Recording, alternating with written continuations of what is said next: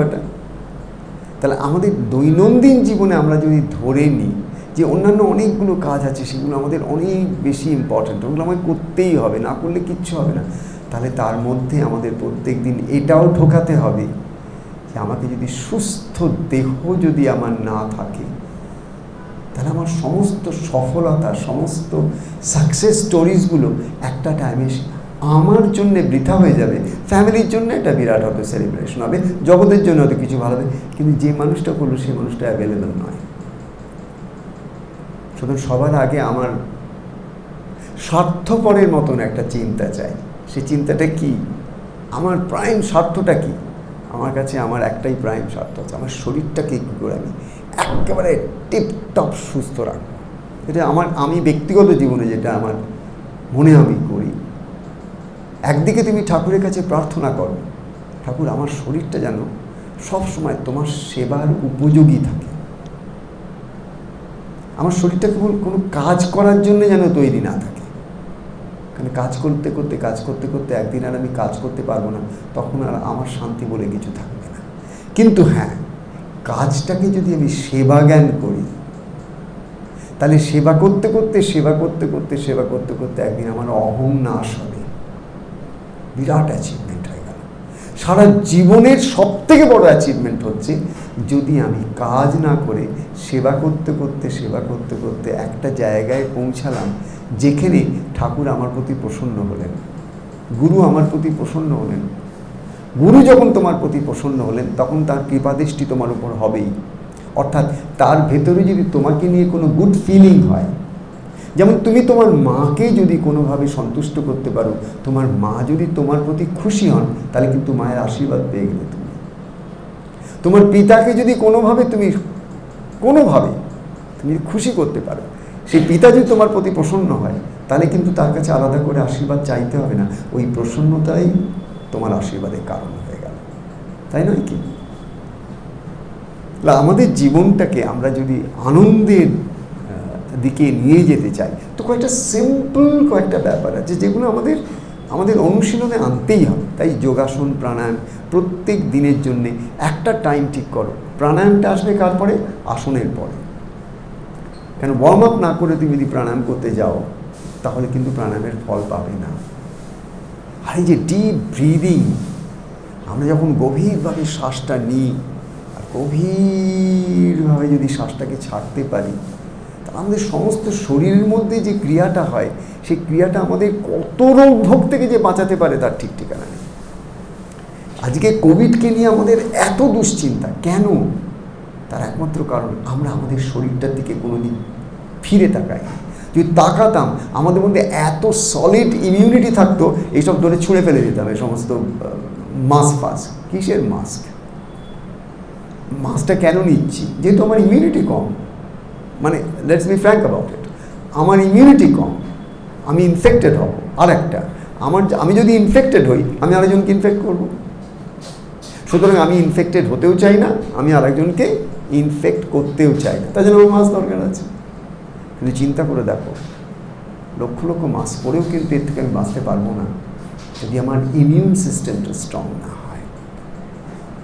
সুতরাং আমাদের ইন্ডিভিজুয়ালি আজকে এই অবস্থা, একটা ওয়েভ শেষ হয় তো আর একটা ওয়েভ আসে, আর একটা ওয়েভ শেষ হয় তো বলতে থাকে আর একটা আসছে। কিন্তু সমুদ্রের ধারে দাঁড়িয়ে থেকে খালি সমুদ্রের ওয়েভস গোনার মতন অবস্থা।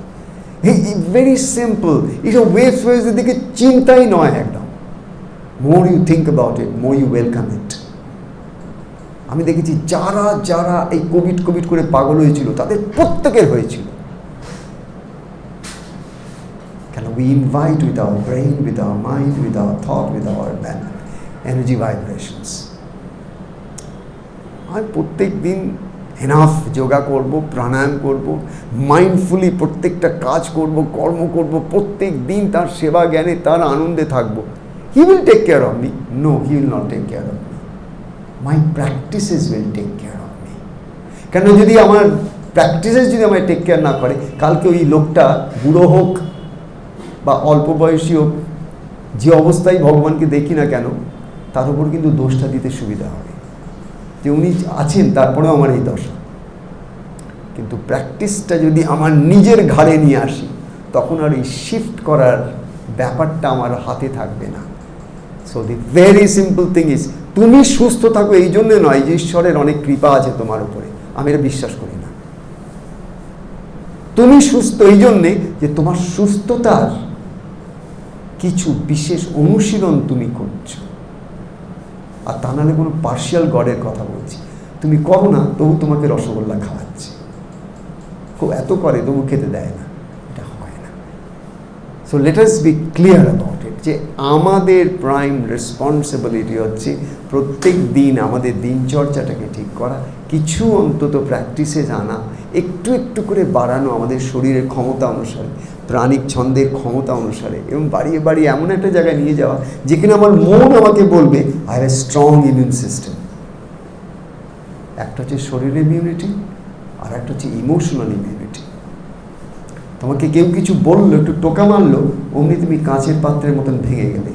তার মানে তোমার কাছে হয়তো শারীরিক সুস্থতা, স্ট্রেংথ আছে, কিন্তু তোমার কাছে ইমোশনালি তুমি ভীষণ ফ্র্যাজাইল। বলো হয় কি হয় না? একটা strong man but a strong woman, কিন্তু ইমোশনালি ভেরি ফ্র্যাজাইল, একটু টোকা মারলে ভেঙে যায়। হয় কি হয় না? হয়তো।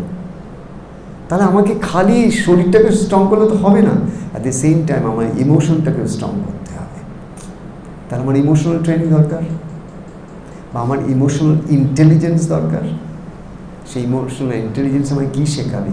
কোথায় কতটুকু বলবো, কিভাবে বলবো, কার কাছে বলবো, আর কতটা চুপচাপ থেকে যাব, কীভাবে জীবনের পথে চলবো, যাতে করে আমি একটা অহিংসার ব্রত নিয়ে থাকতে পারি, সত্যের ব্রত নিয়ে থাকতে পারি, অপরিগ্রহ অস্তেয় যে সমস্ত নিয়মগুলো একটা একটা করে পরে আমি আমাদের এই ভিডিওর মধ্যে আসবো, এত সুন্দর, আমার তো মনে হয় এক একটাই কতদিন লেগে যাবে যে বলতে হয়। কিন্তু মুশকিল হয় কি জানো, আমার যখন ওই ভিডিওতে যখন যাই, আমার কাছে ইন্টারাকশানটা থাকে না। মানে কেউ যে আমাকে একটা পাল্টা কেউ প্রশ্ন করবে বা কিছু, ওখানে কোনো প্রশ্ন নেই। বাবা আমি এসেছি, আমার যদি একটু লেখার ক্ষমতা থাকতো আমি সঙ্গে আমি উদ্ধার হয়েছি, কিন্তু আমার হাতে ফোনটা থাকে না। আমি প্রত্যেককে লিখতাম তুমি আমাকে উদ্ধার করলে, তুমি আমাকে উদ্ধার করলে, আমি উদ্ধার হলাম, আমি উদ্ধার হলাম, ইনস্ট্যান্ট লিখতে পারতাম। কিন্তু যে যখন আসে মাথাটা জল থেকে উঠিয়েই বলে বাবা আমি এসেছি, দেখেছেন আমাকে, what does it mean? It makes no sense to me, absolute nonsense. এখানে অনেকে বসে আছে লেখে, তারা কিন্তু কানা মনে মনে জানা, তারা শুনতে পাচ্ছে যে বাবা আমার কথা বলছে, কিন্তু আমার লাভটা, তুমি এসে আমার কি ভালোটা করছো আমি তো বুঝতে পারছি না।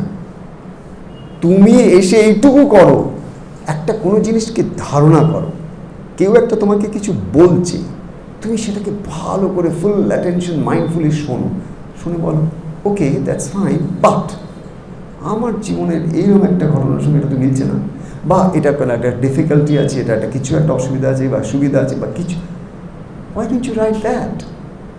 বা আমি এরকম একটা জিনিস করেছিলাম কিন্তু কাজ হয়নি, something that will keep the whole conversation going. এতে কি একটা ইন্টারাক্টিভ একটা দিক আসে, তাতে করে পুরো জিনিসটা অনেক সুন্দর হয়ে ওঠে। সেটা হয় না, ওই ক্যামেরার দিকে তাকিয়ে বক বক বক বক বক বক বক বক করে যাও, খালি ওদিক থেকে কিছু নেই, যেদের থেকে আমি এসেছি এই পর্যন্ত। সব থেকে বড় জিনিস হচ্ছে, যেমন তোমার ঘরের ছোট্ট শিশুটিকেও শেখাবে চিন্তা করতে। আমরা চিন্তা করতে ভুলে গেছি। চিন্তা মানে একেবারে নিজের মতন করে চিন্তা, অরিজিনাল থিঙ্কিং। তার জন্যে আমাকে অরিজিনাল থিঙ্কিংয়ের জন্যে আমাকে তারও একটা প্র্যাকটিস দরকার, আর তা নাহলে প্রণাম বাবা আর আমি এসেছি এই জন্যে, আর খুব বেশি হলে জয় বাবা লোকনাথ, ওটা হচ্ছে আলটিমেট, ঝঞ্ঝাট শেষ। আবার একজন এখন এসছে, মানে ও শোনেও না, খালি ওই ভিডিওটা খুলেই ওম, সে বলেছে একবারে নিরাকার ব্রহ্মে বিচরণ করে সে, খালি খুলেই সে প্রথমে খুলেই ওম। তো আমার কথা হচ্ছে যে এই যে জিনিসগুলো, এইগুলো আমি তোমাদের সঙ্গে আলোচনা করছি এই জন্যে যে at the end of the day আমরা সবাই কিন্তু একটা একটা করে দিন হারাচ্ছি। That's my concern. আমরা যে কেউ ধরে না নিই, প্রত্যেকে ধরে নিয়েছি, কাল আমি দেখবই, কালকে দিনটা এটা করবো, এটা করবো, এন করবো, ত্যান করবো। নো নো, আজকের দিনটা সব সময় জানবে, খালি একটা দিন তোমার কাছে শিওর শট আছে। এবার তুমি সেই একটা দিনে এমন করে দিনটাকে তৈরি করো যাতে একটা সময় তোমার বিফলে না যায়। সব থেকে সুফলা সময় তোমার কখন? যখন তুমি যোগস্থ, যখন তুমি যোগযুক্ত, তখন তোমার সুফলা সময়। তার থেকে ভুরি ভুরি খালি শুভ ফল আসবে তোমার। কখন? যখন তুমি এবং তিনি যুক্ত। এবার যখনই তুমি তার থেকে বিযুক্ত হয়ে যাবে, তখনই তুমি সংসারে নেমে এসছো। এবার তোমার কর্তৃত্ব এসে গেল, তোমার অহংকার এসে গেল, তুমি আনমাইন্ডফুল হয়ে গেলে, তুমি ফরগেটফুল হয়ে গেলে, তুমি মেডিটেশনের মধ্যে আর নেই। এই যে অবস্থাটা, এই অবস্থাটা দুঃখের কারক। এর থেকে দুঃখ সৃষ্টি হয়। যেমন ঘরের পাশে যদি কোথাও জল জমে থাকে, মশা তৈরি হয়। মশার লাভাগুলো যদি দিতে হয় না, তার জন্য একটা জল, একটু কোথাও একটা জল চাই, বাসি জল। ওই বাসি জল হচ্ছে আমাদের মন। কিন্তু দেখবে একটা, যেখানে জলের ফ্লো আছে, একটা ছোট্ট ক্রিক, ছোট্ট একটা জল বইছে, সেখানে চাচা চাচা চাচা করে জল বইছে, দেখবে ওর তলার ছোট ছোট পাথরগুলো খুবই পরিষ্কার দেখা যায়। যেখানে জলটা বইছে, তথা তথা তথা করে বয়ে যাচ্ছে একটা, তুমি তার পাশে গিয়ে একটু চুপ করে দাঁড়িয়ে অনেকক্ষণ দেখবে, একটা একটা ছোট ছোট পাথর পরিষ্কার দেখা যাচ্ছে। আর যে জলটা জমে গেছে, কিছু দেখতে পাবে? পাবে না। ঠিক তেমনি আমাদের এই শরীর মনকে যদি আমরা ঠিক ঠিক জায়গায় চালিত করে রাখি, তাহলে সেও কিন্তু তার নিজের গতি এবং ছন্দটাকে ঠিক রাখবে। এবং যার গতি এবং ছন্দ ঠিক আছে, তার কোনোদিন দুর্গতি হতে পারে না। এমন কোনো ভগবান পৃথিবীতে আজ অব্দি আসেননি যিনি মানুষের দুর্গতি করেন। মানুষের স্বভাব, চরিত্র, ব্যবহার, তার দৈনন্দিন দিনচর্যা তাকে দুর্গতির পথে নিয়ে যায়।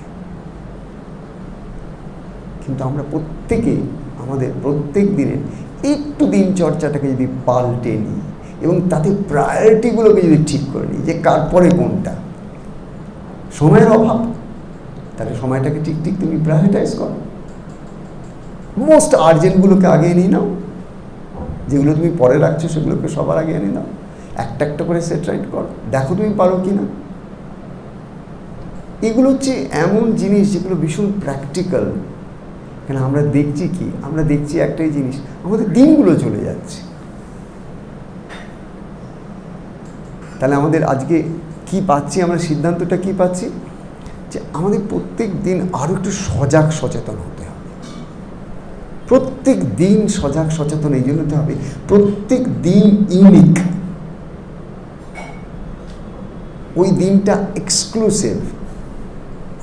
ওই দিনের মতন কোনো দিন আজ অবধি আমার জীবনে আসেনি। Exclusive.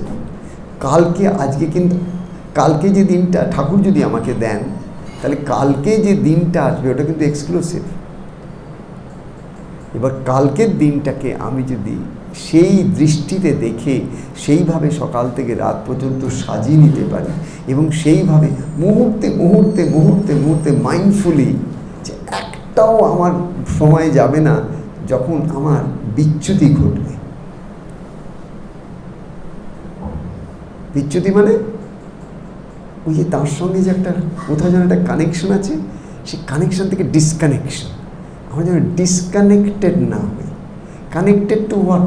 Connected to my soul, not to my senses. আমি যদি আমার ইন্দ্রিয়গুলোর সঙ্গে সারাদিন যোগ করে আমি অতীতে রয়েছি, তার মানে ইন্দ্রিয় অতীত। ইন্দ্রিয় তোমাকে যা দেখাবে সব অতীত, একটাও বর্তমান দেখাতে পারবে না। ইন্দ্রিয় দিতে যা দেখবে, যা শুনবে, যা বলবে, যা করবে সব অতীত, একটার মধ্যেও বর্তমান নেই।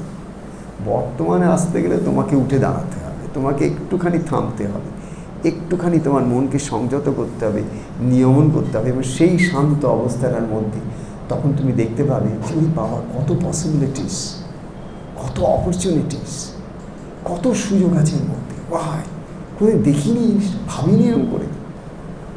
তার জন্য কী দরকার? মনটার একটা শান্ত অবস্থা দরকার। মন যত থিতোয় তত তার ভেতরের যে জৌলস, তার ভেতরের যে শাইনটা, গ্লোটা, স্পার্কটা বেরিয়ে আসে। তাই জন্য আমাদের ওইভাবে ওইখানেই বসবো, আর এর ভেতরে ঢুকবো না, ওইখানে যেখানে আছো সেখানেই বসো, ওখানেই বসো, ওই দিকটা বসো, ওই দিকটা বসে যাও। তো একটু সবাই মিলে স্থির হয়ে একটু বসো, 2 মিনিট আমরা একটুখানি